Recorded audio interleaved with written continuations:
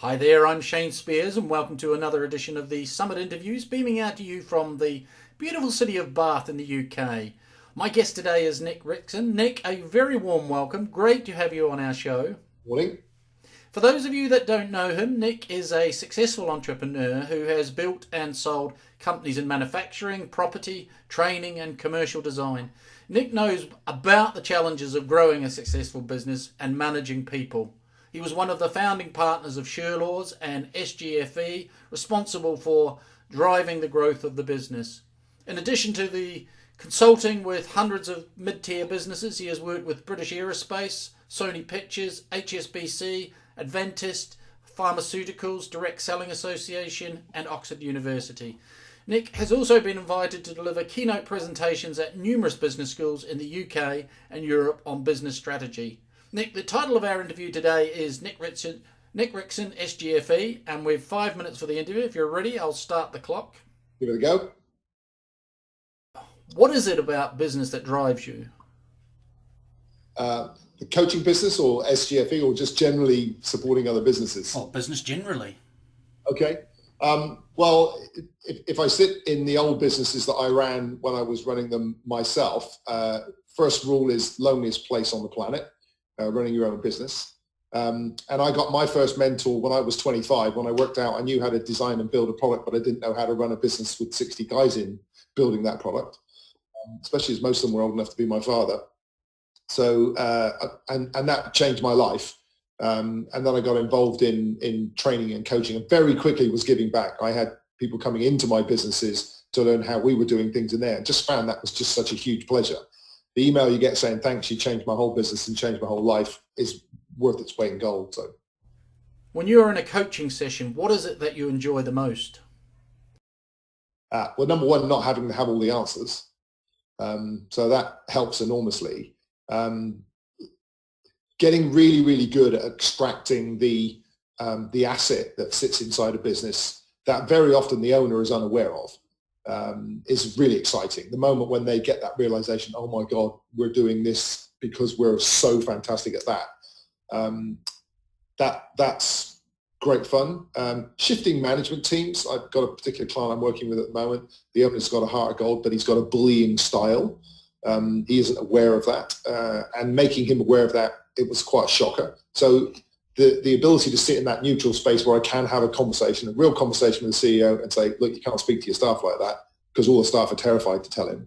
That's a big, I come home from a day like that really jazzed. What is the one thing you enjoy about your job?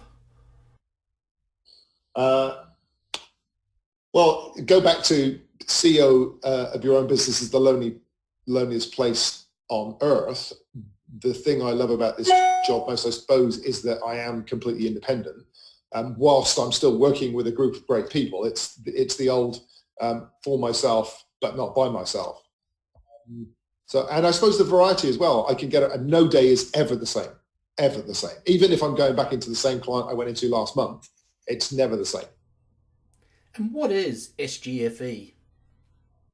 Well, first thing everybody says is what does SGFE stands for? So it stands for Strategic Growth for Enterprise, which was way too long to actually say. So we're a growth agency.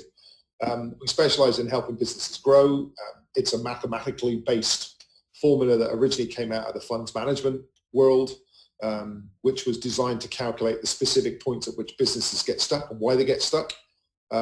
So what we do is normally work with businesses around 750 turnover. They're getting up to that 5, 6, 7 staff. Show them why 96% of businesses in this country never get past $1 million because they never work out how. And there's a mathematical formula and a trigger that allows them to jump through that 750 sticking point, if you like, through to about 1.5 million. Then they're on a different journey. So our journey is kind of 750 to about 24 million. That's where we pick up most of the business we work with. Still very entrepreneurial driven, still very driven by small groups of teams that we can work with. We don't do a lot of work with corporates. I do, but that's not our focus. We get pulled in because of the work we do in mid-tier businesses. So people leave mid-tier businesses and go and work for corporates and take us with them. But typically our focus is the entrepreneurial journey. We're a group of 10 people in the UK. But we've got people in Australia that work with us, and a couple of groups where we've set separate businesses up that we work together. So we have our own studio and marketing business that designs strategies for people. But our focus, my team's focus, is growth strategies. And I've heard you use a term, leverage your natural flow. What does that mean? Well, it's leverage an asset rather than flow, but I take what you mean.